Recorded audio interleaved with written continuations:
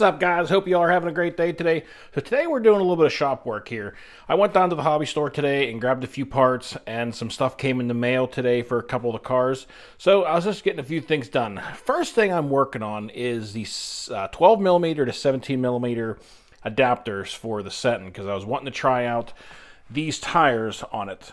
So I ordered a set off of eBay, and as my usual luck with eBay stuff anymore, things aren't quite fitting properly, but I wanted to show you what I got. I'll put a link up, or a little picture of the adapters I ordered and got here, and so you can see. But what I got was these adapters. Got the 12 millimeter there, 17 on the outside, the screws that hold them on, and the new nuts. Now, this is how they come. They're all painted, black.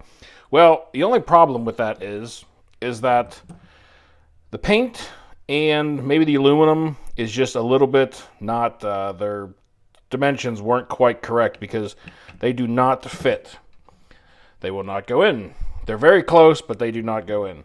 So what I've been having to do with the Dremel here is grind off just the paint and just a little bit of aluminum, and they've been fitting well. They're very easy to put on. They just slide on like that. There is this nut that slides into the center and screws down. I've been putting some Loctite on, just the blue stuff, to hold those on there, and then they've been working on great. So I'm going to get the rest of these on the Senton here and get the tires on, and I'll show you what it looks like when it's done. I'm just going to show you real quick what I've been doing with the Dremel.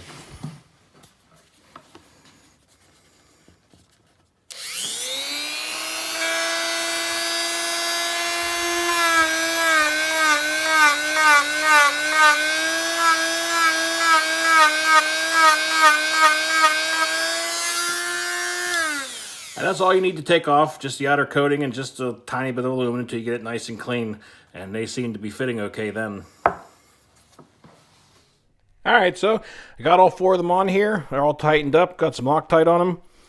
They are ready to get the tires. So I'm going to throw those on there and should be ready to roll. Get the Senton finally back in action again.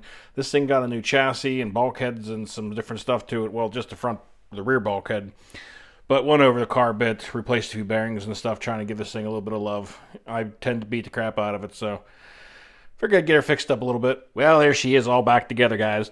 I think it looks pretty mean with those rims on there and those tires. Brought the height up a little bit, ground clearance, gave it a little more aggressive look. See what these things run like on it next time. I am still waiting for my receiver to come. It was supposed to be here today, but it did not show up with everything. So the only thing left with the Senton to get it back in running order completely is the receiver, and I'll have that in here. Hopefully tomorrow I'll get it, so I'll get this thing finished up. But that is it for the tires on this. We are going to move on to the Typhon, I believe, and put the new servo in it. I killed it yesterday out at the park. If you guys have probably just seen that video, it was a little brutal on it. Well, before we move on to the Typhon and tearing that thing apart, I was just going to throw the tires on the Rustler here. I got a new set today when I was down at the hobby store. Got a set of these Horizon Speed Treads. Really nice tires. I had a set of these on, I think it was the Senton a while back, but they do not balloon at all. Very little. And I had liked them on there, so I'm going to give a set a try on the Rustler. Trying anything to just help improve the handling of this car, because I have not been happy with it at all, the handling and the steering on this thing. I know probably the tires are maybe a small part of it. I don't know what else is going on with it. I just changed out the front suspension and tried some different shock oil. So I'm going to get these tires on here. I'm going to take this thing out on the next run when I go out and give it a try now and see how she handles. But we're going to throw the tires on this real quick and see how she looks. All right, well, we got the new tires on the Rustler. Hopefully they handle a little better. They look pretty nice. So we're going to give it a try. Give a good test out the next run and see how she handles now. See if it's any better. Anything's got to help, right? All right, guys. Well, we are going to move on to the servo now for the Typhon. All right, guys. Well, now we're going to tear into the Typhon and get this old servo changed out.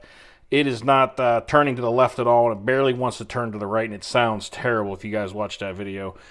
I was flat landing it pretty hard the other day off the new ramp, and just it finally gave up. The servo's been in there since I got the car, so it's no real shame. But change out the servo. There's the 4 screws here, obviously. Pop the top off here to get to the receiver to unplug that. And then there is a screw right there underneath. You undo that, and the servo will come out. We'll go through it. I also got to change out the front bumper because I busted that on one of the landings. But as you can see, the bottom of this thing got abused pretty well yesterday. I also did create a little crack in the chassis there from probably landing on a rock. But it should still hold up for a while. Hopefully it doesn't break anytime soon because these chassis right now are hard to come by. And the ones you do find are really expensive. So hopefully this thing doesn't break anytime soon. But we're going to pop this thing open and get this thing torn apart. Alright, so we got all the screws undone here. There's the one there, over here, and then this one is held on with that one right there, just in case you're never torn these apart before. But get the ESC out of the way, pop the lid off of there. Amazingly, it's pretty clean in there. A little bit of moisture, but not too bad. And undid the servo wires here. Get that out of there. And that is our old servo. Take the servo saver off of this and change it over the new one, and we'll get the new one in there. Now, one very important thing you want to make sure you do before you go putting your servo saver back in or hooking anything back up again is getting power hooked back up to it. Get your servo plugged in and make sure that the servo is centered again, because it could have been turned or something weird, and you go put the servo saver on there in center, or your steering, depending on how you have it hooked up, and it'll be your centers will be way off. So I got power hooked back up to it again. I'm going to turn this on. I just heard the servo click. And make sure that your trims are set at 0. So now that's at 0. And work the servo. See how quick this is. I've liked some of the Onyx products before, so I figured I'd give one of these servos a try and see how it works. So now that I know that it's centered in its normal resting position, I'm going to turn the car back off again. And now we can put the servo saver on. Alright, got the servo saver on, nice and centered. So now I got that in there, I'm going to go ahead and put this thing back together, do the reverse order what you did, and we'll get it buttoned back up again. Now just a small little tip trick. Many of you may have already done this, I'm sure, but a lot of times, especially with these Armas, you got this little red boot down there to hold the wires coming from the servo and the antenna. A lot of times you fight with these things and it keeps wanting to pop out of the groove, and it fights you and fights you. What I've been doing all the time is you hit it with a little bit of WD-40 and everything slides right back together. And WD-40 repels water also, so it kind of helps keep moisture out of there, keep that boot, oiled down with it. So, just figured I'd add that to you, let you know. Alright guys, we got the new servo in there and all buttoned up, everything's all back together. Gonna test it out now. Get the controller turned on. Alright. It was pretty decent. I think this will be plenty fast enough for a Typhon. And it's not a very heavy car, so you don't need a real powerful servo. Just need something that's a little quicker.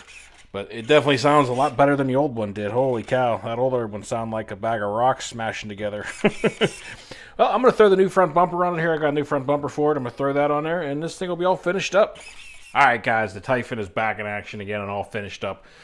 Hope you guys enjoyed the video today. I'm going to try to make, a repair video here and there. Don't know if everybody really enjoys watching them or not. If you do, throw me a comment. Let me know if you guys want to see, stuff getting changed out and stuff getting fixed or not.